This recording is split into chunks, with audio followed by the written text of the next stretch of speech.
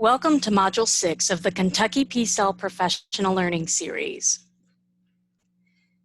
It is recommended that you complete the modules in sequential order. Thus, if you have not watched Modules 1 through 5, please access those modules on the Principal Partnership Project Google site before continuing.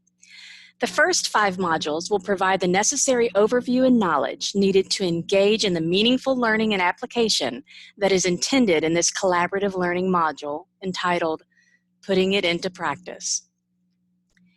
You may access all modules as well as important resources for Module 6 on the Principal Partnership Project Google site. Click on the PSEL Modules tab and scroll down on the Kentucky PSEL Professional Learning Series page. When your team completed Module 5, you gained a deeper understanding of how the 10 PSEL standards align with Kentucky's 4 performance measures of planning, environment, instruction, and professionalism. Your administrative team likely considered sample performance ratings and applied your district's decision-making rules to determine a summative rating in compliance with your district's CEP.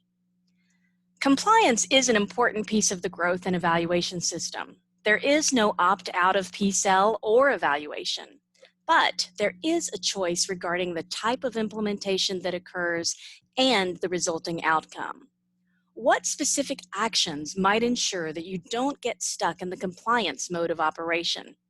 That is the question we will explore in this module. The goal of Module 6 is to model a collaborative growth and evaluation process to support meaningful implementation of the District Certified Evaluation Plan, CEP, and the continuous personal professional growth of school leaders. It is recommended that you view this module in collaboration with other leaders in your school, district, or region. The value of the learning stems from the dialogue and discussion between evaluators and evaluatees. Therefore, as in Modules 4 and 5, you will notice the pause icon for dedicated team time. In order to meet our goal, we will examine a collaborative growth cycle similar to the Plan, Do, Study, Act cycle for improvement. Implementation matters, and we know this to be true. The Professional Standards for Educational Leaders, PSEL, are the required standards for principals and assistant principals. Therefore, the what has already been determined for Kentucky educators. The exciting part of this process is that the how is open and encouraged for districts and/or schools to develop. How the leadership standards are used is in the hands of those implementing the standards. So again, we consider what specific actions might ensure that you don't get stuck in the compliance mode of operation and instead move toward commitment. Consider a hierarchy of commitment in which levels are differentiated in the following way. You may have encountered or experienced these dispositions yourself. Notice the lowest level, the non-committal stage, where statements or thoughts such as, "I will not do it," or "I may influence others not to do it." Some might be at the complain level, in which, "Why should I do it?" might be said or heard. Others might recognize the compliance level in which people will perform the action when told or because they are rule followers. But at the commitment level, participants are eager and willing to lead others to perform. Think about this upcoming school year. Reflect on your own attitudes about the certified evaluations you will conduct. What might you be saying or doing that would reflect your level of commitment? If you desire to move from compliance to commitment, what would others hear you say or see you do that might exemplify this next level of commitment? Now, consider your own evaluation by your supervisor. How might your level of commitment to your own professional growth experience model that which you would expect of your teachers and other professionals? What might you be saying? What might you be doing to model your level of commitment? For both situations, what might be some unintended consequences if an evaluator or evaluatee is at the compliance level? In a moment, take some time to pause and reflect. You may also access the questions to consider handout to capture your thinking. Once you've had some time for self-reflection, share your thinking with your team. Now, please pause the video and resume when you are ready.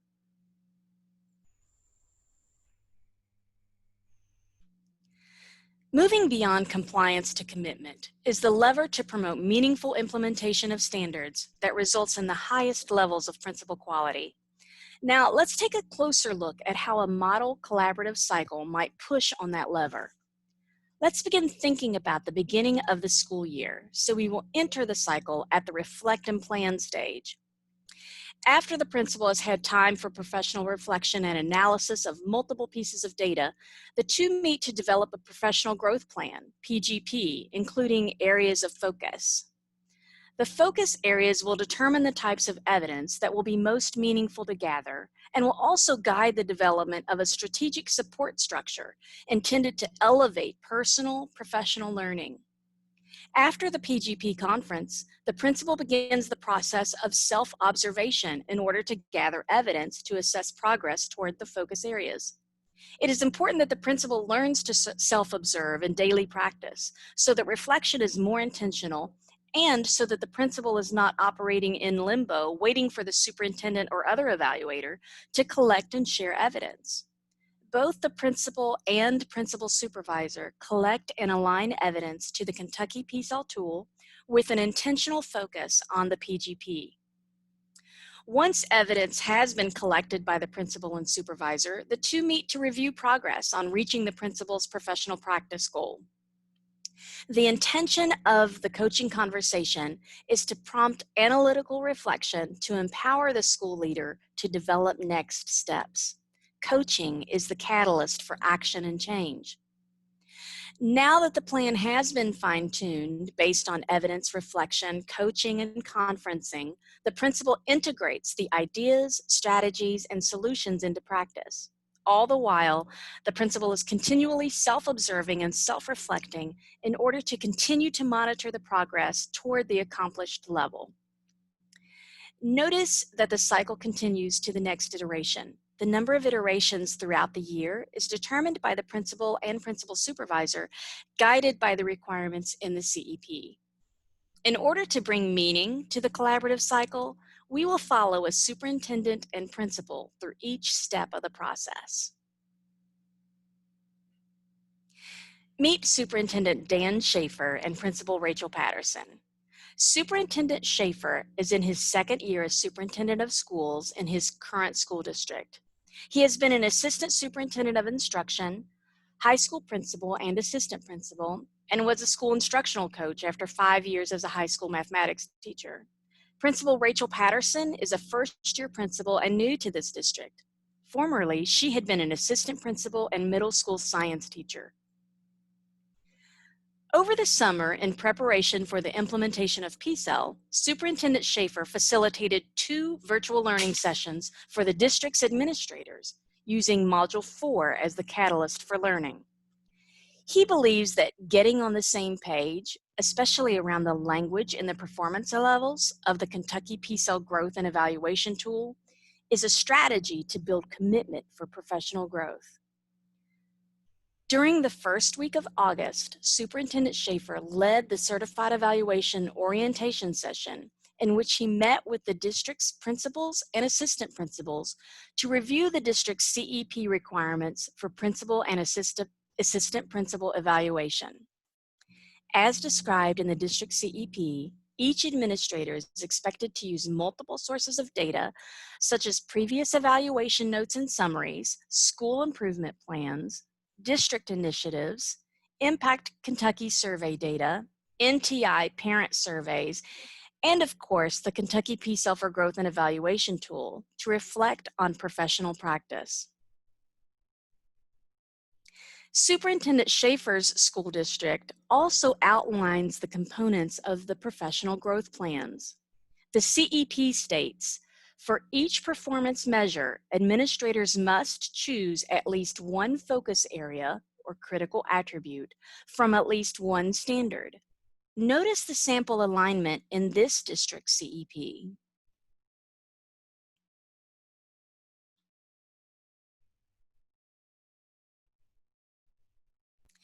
In just a moment, take a minute or two to turn and talk with someone at your table or in a virtual room and consider the PGP development process showcased in this module.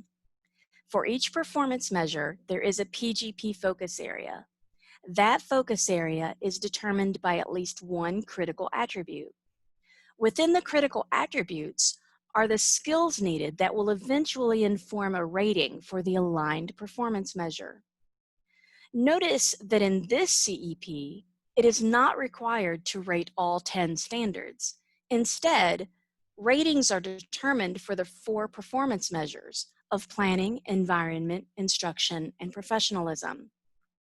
We will experience the thinking process of PGP development with Principal Patterson.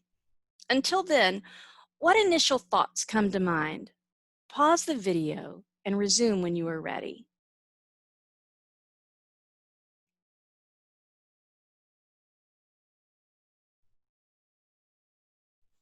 We begin the process with Principal Patterson using multiple data sources to develop her plan. As a first-year principal, Rachel Patterson does not have previous evaluations to consider, and combing through all 10 standards in PSEL has been an overwhelming endeavor. She realizes that the job is so much bigger than what she felt prepared to do. There is so much to learn since she rated herself as developing in most elements of every standard. Instead of feeling defeated, she was determined to focus on the areas where she may have a greater impact on teachers working with students when she moves from developing to accomplished. So, Principal Patterson revisited the standards and focused solely on the critical attributes in the accomplished level. From her principal preparation graduate coursework, Rachel had learned about the power of developing and implementing a strategic plan that addresses professional development and student learning. She knows that perception data provides leaders with valuable information and was excited about learning to develop embedded systems to effectively monitor and evaluate working conditions in order to make needed changes.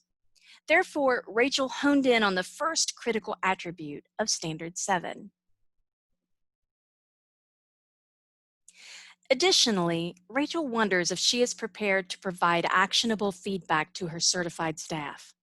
She knows that she is a problem solver and finds it difficult to keep from giving advice or suggestions. Since she knows that empowering her teachers to set forth their own professional learning path is a research-based approach, she believes that learning how to use and model specific coaching skills could be beneficial.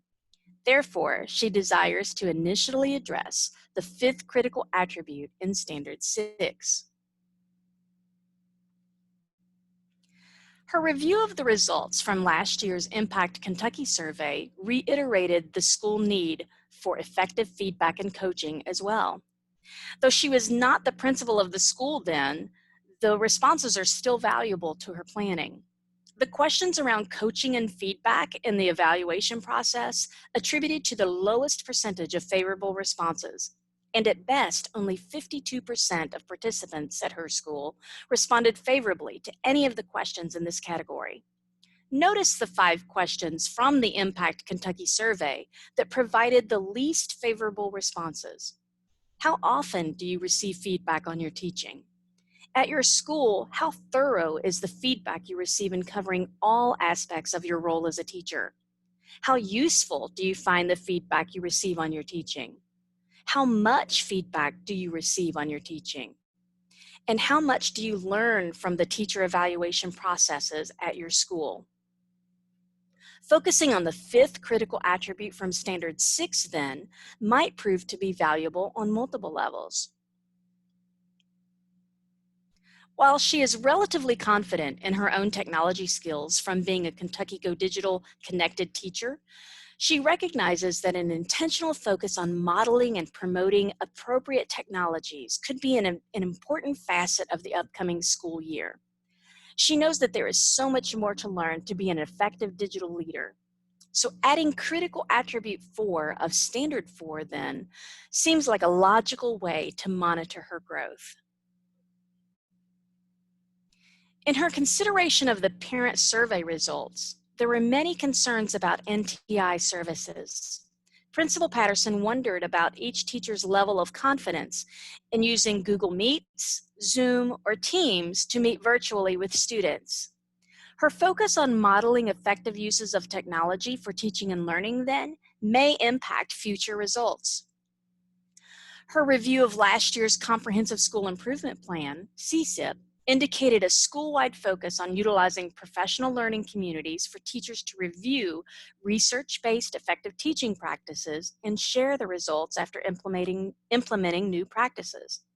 While this was a loose alignment to Standard 7 Critical Attribute 1, Rachel felt confident that her focus on working conditions and using data to design professional learning experiences could still foster this goal in the CSIP. When it was time to meet with Superintendent Schaefer, Principal Patterson brought with her the data she analyzed and her ideas for implementing a professional growth plan with a focus on critical attributes from Standards 7, 6, and 4.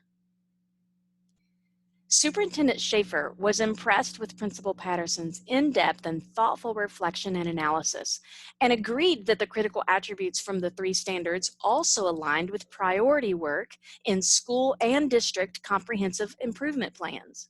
He commends her on digging into multiple sources of data to validate her analysis. Additionally, he mentioned that there had been some ethical issues last year involving a teacher on social media and another case involving classroom funds and the school bookkeeper.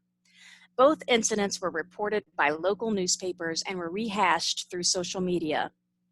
While last year's events were in no way connected to Principal Patterson, since she was not a part of the school community, Superintendent Schaefer encouraged her to consider an intentional focus on Standard 2, especially in modeling behavior that is beyond reproach and having those same expectations of others, to which Principal Patterson strongly agreed. What happened last year was of course not her fault, and it occurred during his first year as superintendent, but a dedicated focus to behavior consistent with the Professional Code of Ethics for Kentucky School Certified Personnel may be needed. Principal Patterson and Superintendent Schaefer paused to take stock of the focus areas so far. At this point, they had both agreed on critical attributes from Standards 7, 6, 4, and 2.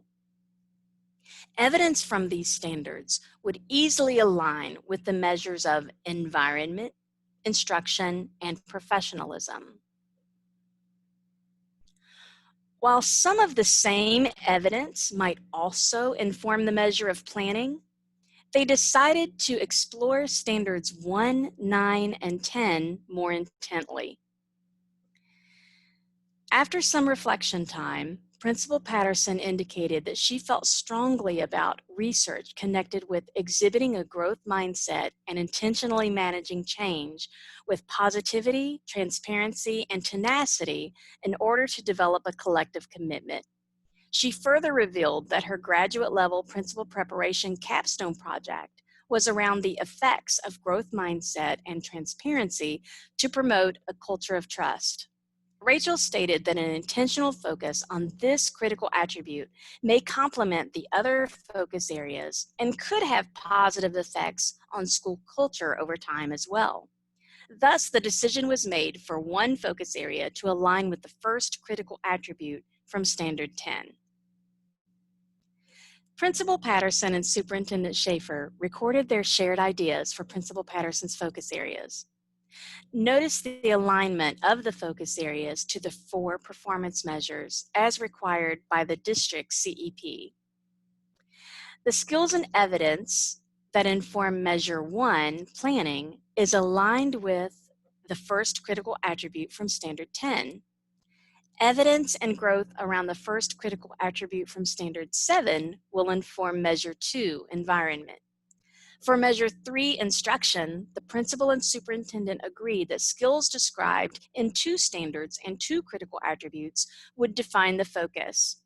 The 4th critical attribute from Standard 4 and the 5th critical attribute from Standard 6.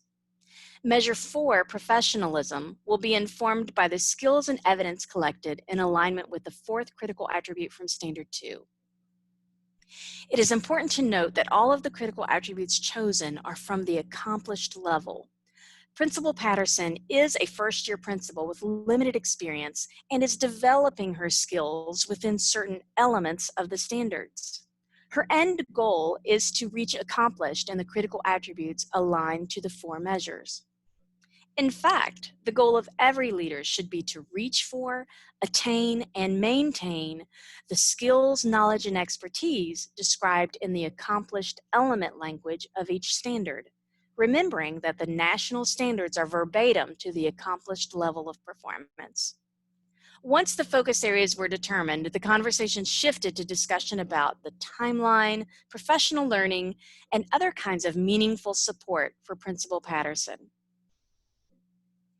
In order for a professional growth plan to move from compliance to commitment, embedded supports must be provided for growth.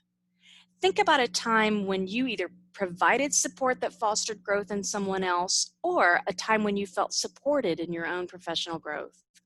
What types of support promoted growth toward a goal? Once you've had a minute or two to reflect, share your thinking with a partner, then chart some commonalities from the group. Let's pause to take some time for personal reflection, and when you are ready, resume the video. After the focus areas of the PGP were determined, Superintendent Schaefer shifted the conversation to the topic of principal support for each of the areas. They began with Measure 3 instruction.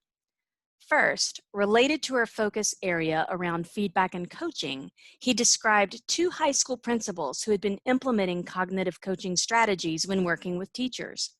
The two have been involved in a book cadre with KDE's Principal Partnership Project, P3, as well. Survey data from those schools indicated that most teachers and other professionals felt supported by the effective feedback received from the principal, and also showed that teachers believed that coaching had a positive impact on their instructional practices. Superintendent Schaefer revealed that he too had practiced implementing cognitive coaching strategies for several years and would be mindful to model those strategies in their conversations. When collaborating to determine support needed for critical attribute 4 of Standard 4 relating to technology, Superintendent Schaefer stated that he recognizes his learning needs when it comes to effective uses of technology to engage all students in learning. Principal Patterson indicated her desire to contact KDE for information about digital leadership training opportunities. Superintendent Schaefer said that he looks forward to learning together in their commitment to prioritizing their professional learning to advance digital leadership. Regarding the principal's intentional focus on Standard 2, ethics and professional norms, Superintendent Schaefer shared copies of audit reports, school policies related to the findings, as well as notes and slide decks from several Educational Professional Standards Board training sessions he attended as a new superintendent last year. To support Principal Patterson's focus area aligned with the first critical attribute of Standard 10, Superintendent Schaefer handed her his copy of the collective efficacy book that the district instructional supervisor had used to facilitate a book study with the administrative team last year. He said, "I have an unused version to give you as well, but you might find it useful to first read the sections I have marked." Additionally, he provided last year's slide decks with guiding questions. "We will continue to revisit this topic," he said, "and we'll share strategies at our monthly administrative meetings. It will be good for you to hear some obstacles that others have faced and lessons learned in overcoming those barriers. Your colleagues will be excellent resources for your progress toward this goal." Let's talk about support that you might need for the first critical attribute of Standard 7, he continued. "I am collaborating with other district leaders in a regional network to develop a plan to frequently monitor and evaluate working conditions in order to impact student learning. We know it is critical to keep a finger on the pulse of our progress in this area, especially due to all the changes that we are all facing for how we do school this year. I will support you by providing that information and by helping you to initiate the plan with the school community. Once some initial pathways for support were determined, the conversation transitioned to evidence collection. Superintendent Schaefer suggested, for you to meet your targets, let's begin thinking about what kinds of evidence might be most helpful to you in knowing where you are on your growth trajectory. When it seemed as though Principal Patterson was struggling to think of sources of evidence on her own, Superintendent Schaefer and Principal Patterson turned to the Kentucky PSEL Guidance for Growth and Evaluation tool to find relative accomplished level possible examples to determine the kinds of evidence that might be appropriate to show growth in each of the 4 focus areas. Superintendent Schaefer reiterated that the possible examples are not to be used as a checklist. Instead, they might help to springboard other ideas and innovative ways to implement her focus areas.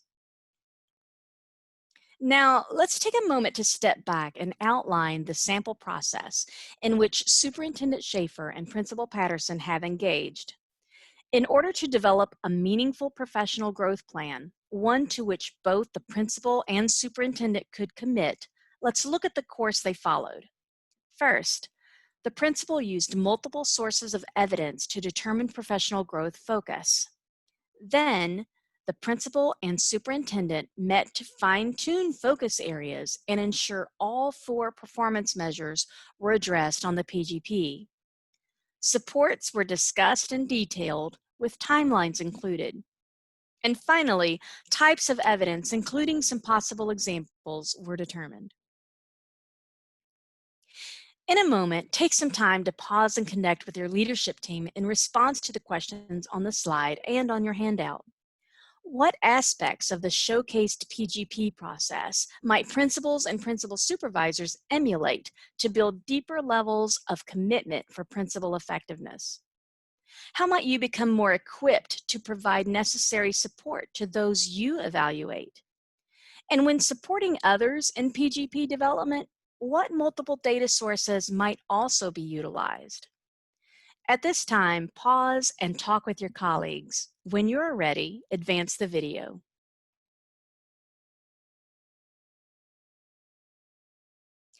Now we progress to the observation stage. Principals and supervisors reflect and observe to collect evidence aligned with the PGP focus areas while using the Kentucky PSEL tool to denote progress. One of the first decisions Principal Patterson makes soon after the planning conference is to share her 4 goals with her staff. Her intention is to model a growth mindset, positivity, and transparency as a new principal to this school. In late October, Superintendent Schaefer visits Principal Patterson's school for a half day, as they had planned on their timeline. They together observe a teacher, calibrate their alignment of evidence, and then the superintendent sits in on the teacher's post-observation conference. It is important to Principal Patterson and Superintendent Schaefer that evidence of principal performance around her 4 focus areas is captured over time and on several occasions to provide a more accurate snapshot of growth, rather than depending solely on 1 or 2 site visits. The site visits do offer specific intentional timing for subsequent coaching and feedback sessions. After the site visit and prior to their coaching conversation, the superintendent shares collected evidence aligned to the principal's focus areas. Now you will have some time to pause and connect with your leadership team or other colleagues. Access the evidence collection handout and the questions to consider. What did you notice about the actions of the principal during the observation phase of the collaborative cycle that indicates a movement from compliance to commitment? After closer examining the excerpt from the collection of evidence, what are you noticing about the actions of the superintendent during the observation phase that might indicate a movement from compliance to commitment of the evaluator? Now, pause and take some time for conversation. When you're ready, advance the video. We are now ready for the third part of the cycle, reflective analysis. Because coaching is the catalyst for action and change, it is important to hone in on elements of the coaching conversation between Superintendent Schaefer and Principal Patterson. 2 days following the observation and evidence sharing, Superintendent Schaefer meets with Principal Patterson in the conference room at her school. The two have several resources with them. Both are using a digital collaborative copy of the Kentucky PSEL for Growth and Evaluation tool, where the two may input notes into the available notes column. Superintendent Schaefer also shared a coaching protocol with guiding questions that they will use, as well as the collection of evidence. The 6-step feedback guide for post-observation coaching is the tool the superintendent is using as a protocol to guide the coaching conversation. He began the conversation by confirming the listed focus area information. Following the structure of the protocol to establish rapport, he intentionally offered authentic praise statements related to her focus areas and to the evidence. He stated, "I'd like to begin talking about Standard 4, Critical Attribute 4. I noticed in our collaborative learning session with the KDE Digital Leadership Coach that you asked detailed questions about your ideas for using a Google Site and Zoom to create an online professional learning platform for your teachers. Then, before school began, you met with your school leadership team and brought your plan into fruition. How did it feel to accomplish this mission?" Principal Patterson responded, "Well, I was already excited about trying out this idea, and when I met with the leadership team, they were excited and had ideas about what each of them might contribute to the day. Our digital learning coach provided the name of a principal who had implemented something similar, and I contacted her. She gave me some great ideas for the Google site and how to use Zoom breakout rooms. I really think that was a huge key to the success of the event. Also, during my observations, I've seen evidence of teachers applying their new learning and trying even more innovative ideas. But what I'm most excited about is the student feedback. Students have indicated that they feel like they are understanding content at deeper levels because of the teacher's strategies with technology." The superintendent and principal then looked at the language of Critical Attribute 4 of Standard 4. This critical attribute has one element referenced, so the two examined the language of the element together, first at the accomplished level. The element E at the accomplished level states that an accomplished school leader promotes the effective use of technology in the service of teaching and learning. And the critical attribute at the accomplished level states, the school leader identifies, uses, evaluates, and promotes appropriate technologies to enhance and support instruction and standards-based curriculum, leading to high levels of student achievement. Superintendent Schaefer asks, "What are your hunches about where the evidence most closely aligns?" The principal and superintendent both agree that while the existing evidence aligns with the accomplished level of performance, more information about levels of student achievement will need to be gathered. Principal Patterson says that she will talk with her leadership team about brainstorming ways to evaluate the impact of instructional technology on teaching and learning. Superintendent Schaefer moved to the next section of the protocol and said, "I'd like to shift now and talk about my evidence collected during the site visit to your school. Tell me about how you planned your questions and comments as you prepared for the conference you had with the teacher we observed together." Principal Patterson responded, "Well, honestly, I did not write down my questions or comments beforehand. I just had my evidence notes in front of me from the observations. I thought I would be more authentic if I just let the conversation proceed naturally. However, when I reviewed your evidence, I noticed when the conversational tone shifted and the teacher almost seemed to be on the defensive for the remainder of the conference." Superintendent Schaefer asked, "What was your take on what might have caused the shift, if anything?" Principal Patterson said, "Well, I noticed that after I commented about her pacing and offered her a suggestion, she seemed to be offended almost. I too was taken aback by her response. I guess I expected her to see that I was trying to be helpful while noticing an area of concern. Superintendent Schaefer asked, "How might the conversation go differently next time?" Principal Patterson responded nervously, "Well, it would have gone differently if she would have not been so defensive. However, in all seriousness, I noticed that I started with an evaluative statement regarding pacing. I'm not sure that she and I are on the same page about what appropriate pacing looks like. Also, I did try to solve her problems for her by offering advice in the form of my own suggestion. As I talked this out, I'm not even sure she saw a problem. So I was attempting to solve a problem I saw with my own solution. And without meaning to, the way I communicated may have caused her to raise her defenses. I'd really like to get better at this." Superintendent Schaefer said, "You're passionate about providing support to your teachers. What are you planning to do to take action on what you are learning?"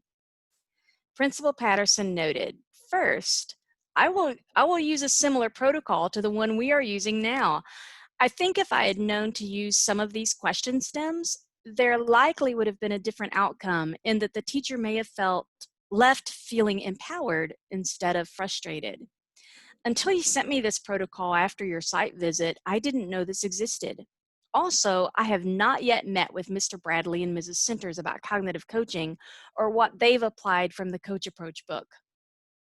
Superintendent Schaefer paraphrased, "So it sounds like you have a plan to do two things: study and practice implementing a post-observation protocol, and also to meet with colleagues for additional support around coaching conversations." "Yes," Principal Patterson replied, "that is exactly what I was thinking I would do."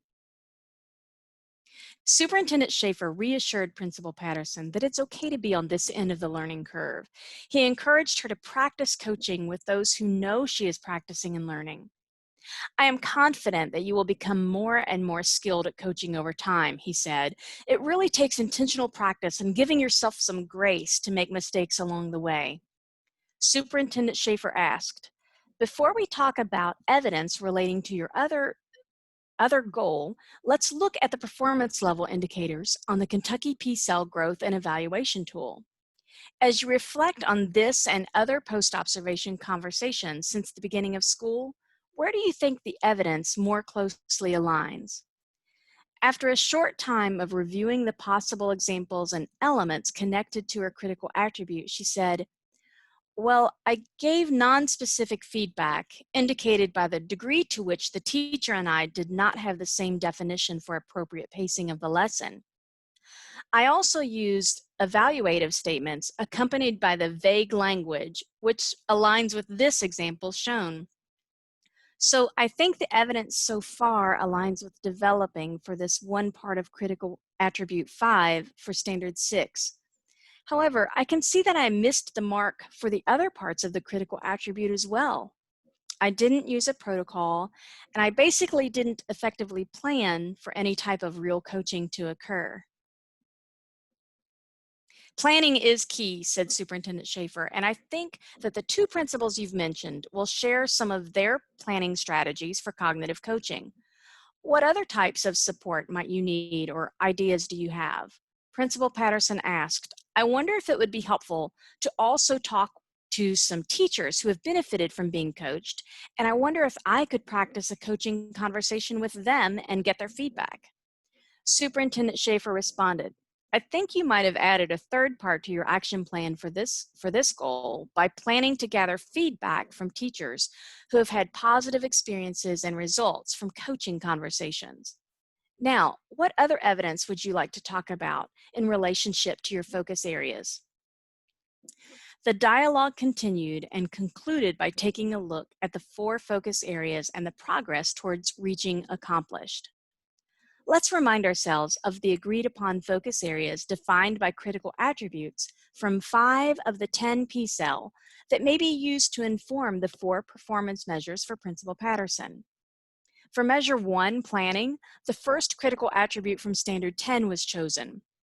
While some evidence had been collected and aligned with elements related to exhibiting a growth mindset and managing change with positivity and transparency, there were parts of the critical attribute for which there was not enough evidence to indicate progress. For instance, evidence was lacking around developing a collective commitment to the vision, mission, and core values of the school. But it is clear that over time, evidence may be visible. For measure 2, environment, the first critical attribute from standard 7 was examined. The evidence did show some ability to monitor and evaluate perception data, as well as to develop a plan to impact professional development. The missing pieces of evidence were in knowing that her efforts showed consistency and had an effect on student learning. Again, time is the requirement in collecting evidence aligned with those key parts. For measure 3, instruction, when examining critical attribute 4 of standard 4, evidence revealed that Principal Patterson was able to identify and promote appropriate technologies to support standards-based instruction. However, she had not yet evaluated the effect on student achievement. Furthermore, when taking a close look at Standard 6, Element 4, there were more missing pieces. While there was some evidence that the principal planned for and provided frequent feedback conversations, there was a gap regarding feedback that was actionable, strategically designed, structured by using established protocols. Furthermore, there was little to no evidence of effective coaching or mentoring. For measure 4, professionalism, there was substantial evidence that Principal Patterson was consistent in her display of ethical and professional behavior through her email communications, social media interactions, and daily communication with teachers, colleagues, parents, and the community members. Her integrity and high expectations of others' ethical behavior has not been in question. When the superintendent reviewed the evidence prior to the meeting, it is evident that he honed in on Standard 6 as the area for most evident growth needed. His decision to choose a coaching question related to the teacher post-observation conference meant that she could spend more time reflecting on that area and determine her next steps before getting bogged down in all of the other evidence. There are obviously still missing components for each of her focus areas, but she has developed an action plan to address the one most pressing. After listening in on most of the coaching conversation between the principal and superintendent, you are ready to pause and consider these questions. What did you notice about the coaching conversation between superintendent and the principal? What are you wondering about the alignment of evidence around the critical attributes and possible initial ratings? How might empowering the evaluatee to plan for action steps push on commitment rather than compliance? Now, pause the video for team time, and when you are ready, resume the video.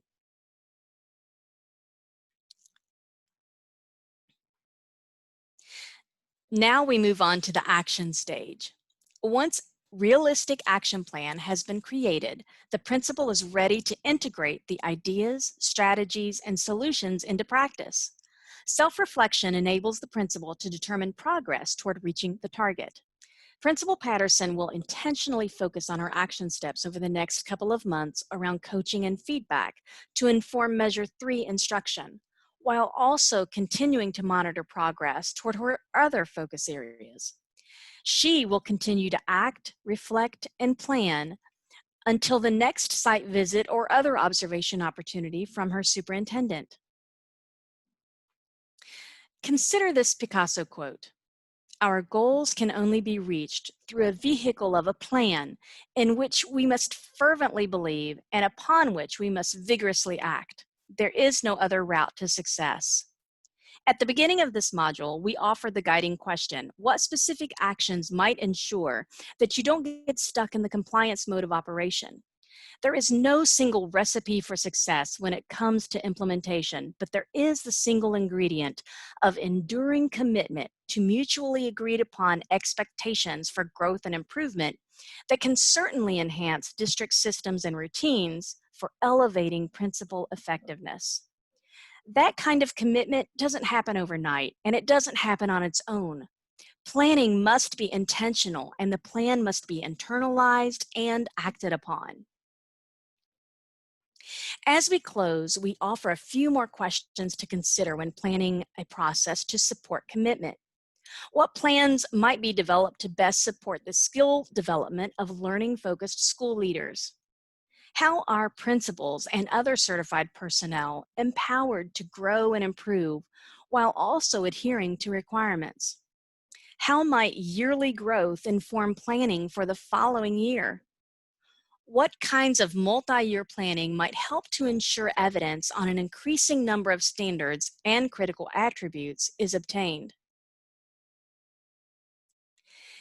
In order to truly ensure that an evaluation system will result in enduring commitment and meaningful change, leadership must establish a culture that values inquiry, exploration, and self-reflection. Therefore, a balance between supervisory responsibilities and a nurturing, supportive coaching is essential. A growth mindset helps nurture a resilience to obstacles and challenges that is essential for great accomplishments. When principal supervisors approach principal development with a growth mindset, principals see that failures and setbacks are inevitable and can be opportunities for learning. Principals with a growth mindset are open to honest feedback and resist being defensive through an ability to see setbacks as a tool for continual improvement. Moreover, growth mindset principles recognize that in order to make significant improvements in teacher practice and student learning, they must grow and they must find new solutions to existing challenges. Effective leaders are lifelong learners. It is important to note that the cycle of learning continues year after year, each year building on the one before. We know that certified evaluation rules and regulations must be followed. The required criteria for success, such as professional standards, must be utilized. Why not then implement the process in such a way that it is most meaningful for leadership growth that gives rise to more effective teaching and learning? Our Kentucky leaders, teachers, and students deserve it. In closing, thank you for participating in Module 6.